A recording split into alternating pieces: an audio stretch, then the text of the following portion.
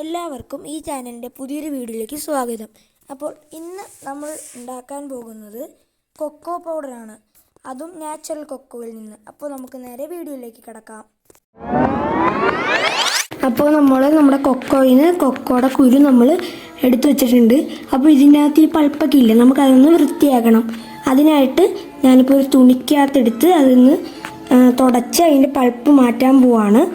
അപ്പോൾ ഇനി നമ്മൾ ഈ പൾപ്പ് മാറ്റിയതിന് ശേഷം നമുക്ക് ഇത് നല്ലോണം ഒന്ന് കഴുകിയെടുക്കണം.